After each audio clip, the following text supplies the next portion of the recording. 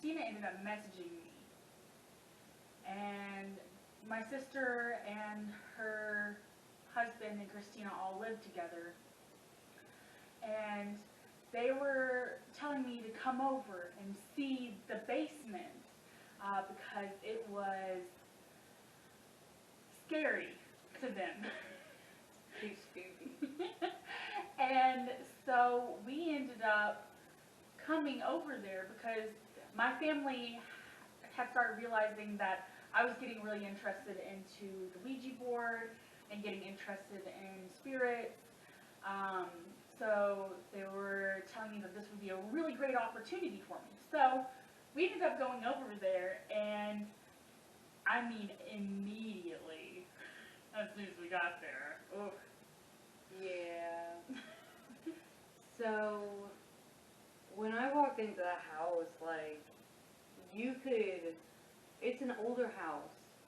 It's very obviously an older house, but when you walked into this house, like, you could just feel something was there, and, like, I felt it the most on the main floor, probably in the kitchen area, to be honest with you. So, but yeah, it was a very interesting house, and the basement was definitely a little bit spooky.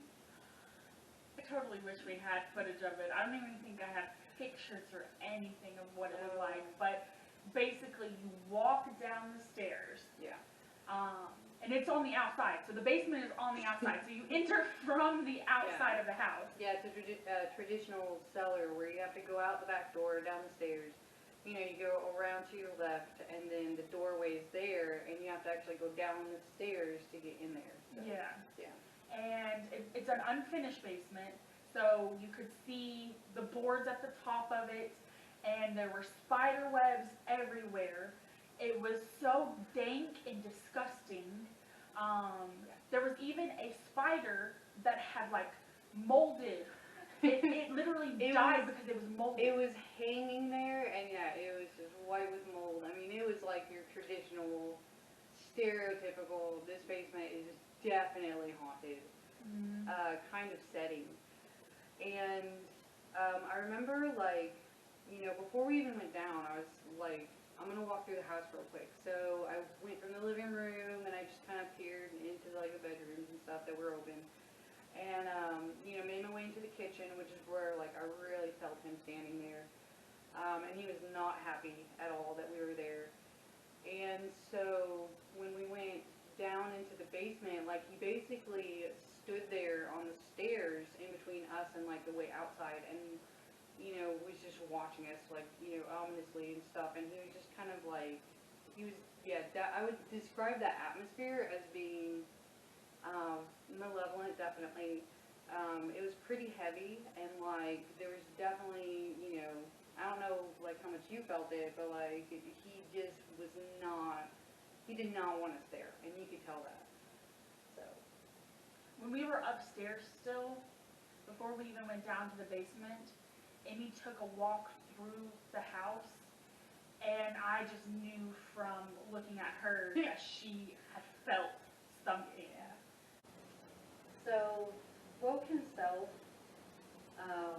we like, this was whenever we first started, so we were not very good at gathering information, but, you know, just from whenever I was standing in the kitchen, like, I got this image of him in my head, or at least the image that he wanted us to see. And he was like this older man who was a little bit taller than me, and had like overalls of some sort.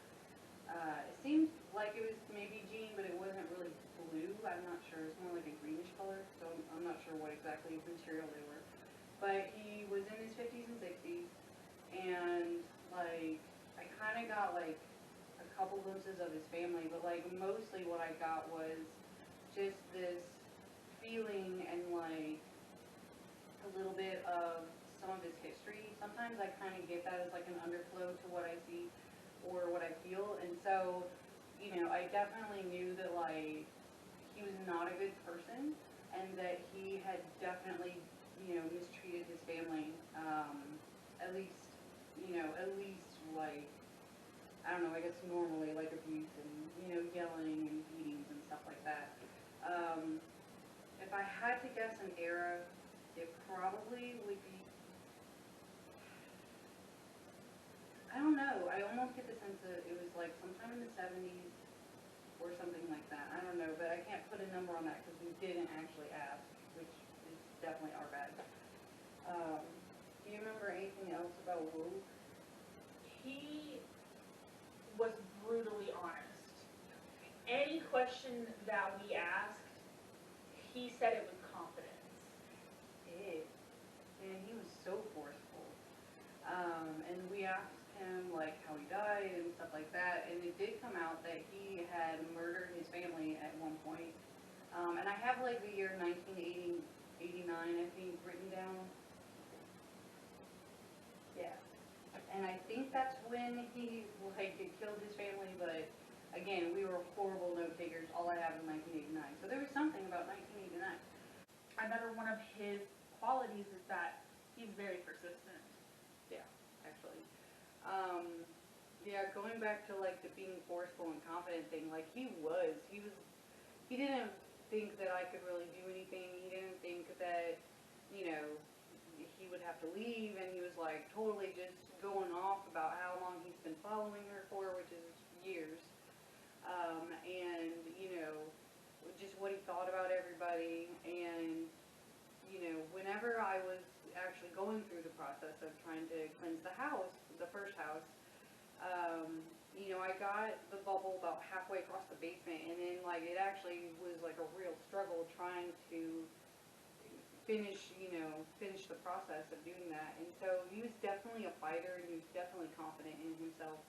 Another thing with Vogue that I also wrote down, and I have it here in my phone,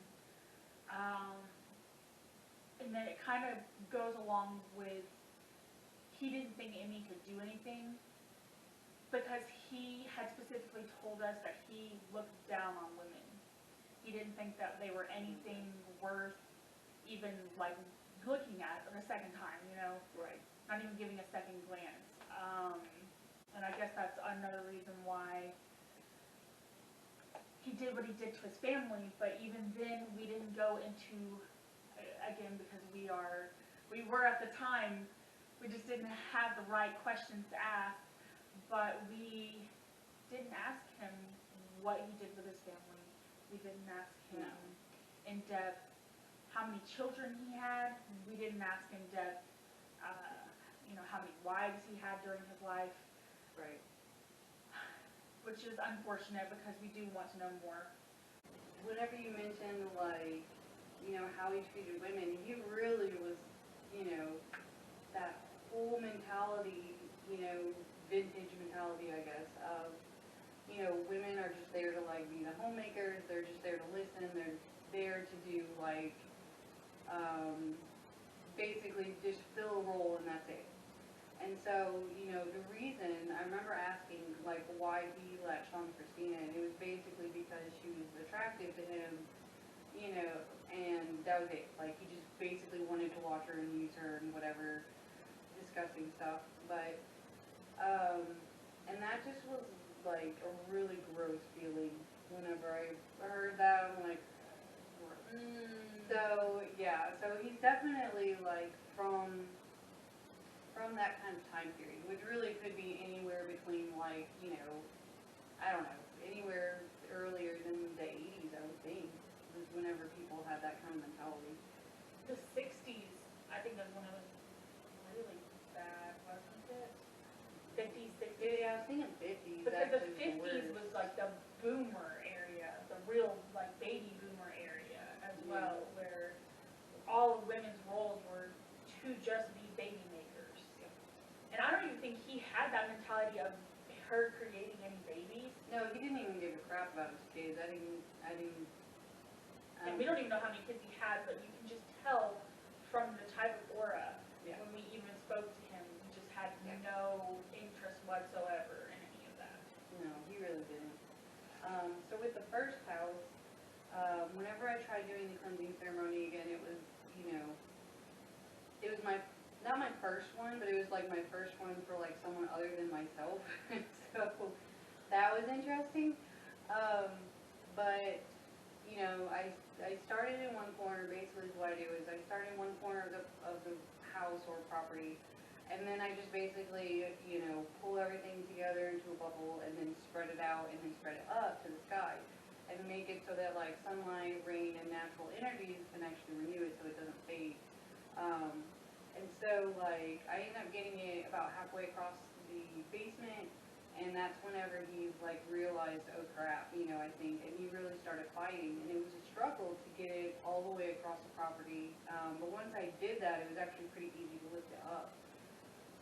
And before the ceremony, like the process or whatever you like to call it, the ritual, before that, the house was, you know, you could kind of feel the presence, you could feel a history, you could feel something there. And afterwards, after I had like pushed him out, you just didn't really feel any of that. It felt more airy and more open. Excuse me, and like just a lot more like comfortable, neutral of an atmosphere, which, you know, that's kind of how I knew like that it worked. And that's actually what, you know, Christina and what she had said as well, is that you could definitely feel a difference after. So.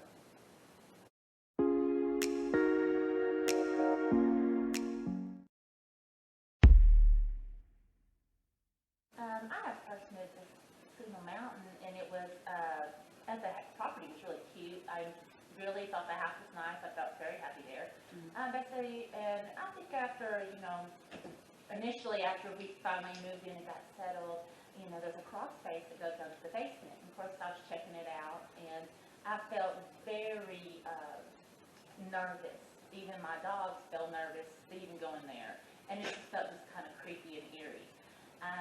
Just an uneasy feeling. Most of the time, I didn't know why I felt that way. I just didn't spend much time down there. I was like, okay, there's that space. I feel a little nervous. My dog doesn't even like to go in there. I'm just gonna stay away from that part of the house. Normally, for my day-to-day living there, I never really had any issues. And, you know, as long as I stayed away from, you know, the backyard and toward the basement, basically. I slept fine there. I felt happy and safe there.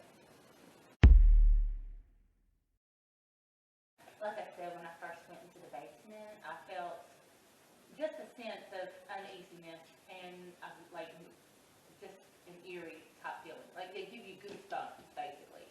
And it was probably, like I say, a couple of days after I moved in, and but pretty much I just avoided the space because I just didn't feel comfortable there.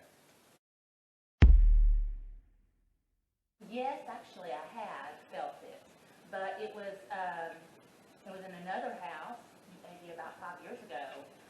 My daughter had actually said she had saw something, and she felt uneasy.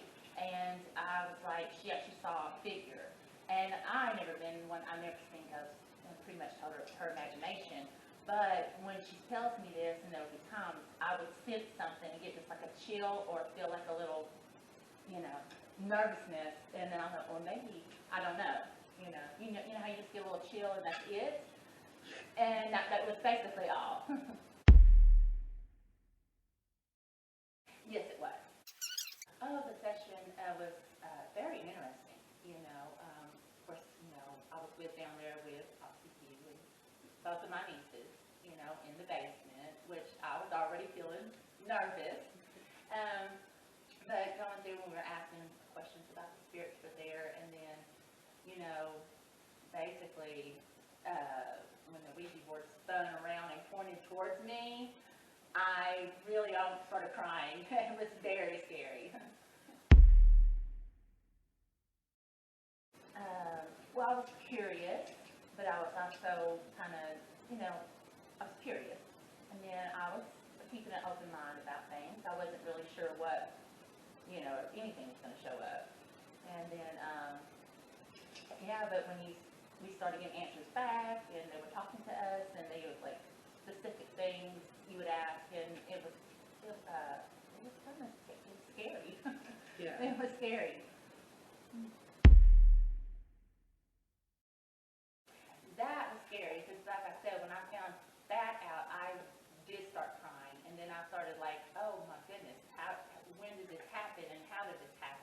why me type feelings and like, you know, just very, very not at ease, you know? Let me stop and think so you feel better. Yeah, Mom, it's okay. Oh, I felt such a peace. I didn't feel any kind of scariness, bad at all. Even if I went down into the basement, I never really wasn't scared anymore, and I didn't get the chills, and I felt a good peace about myself. Yeah, the dogs were better. I think maybe it's because maybe they felt nervous because I was feeling nervous, and then when I was calm and felt good, they were calm too.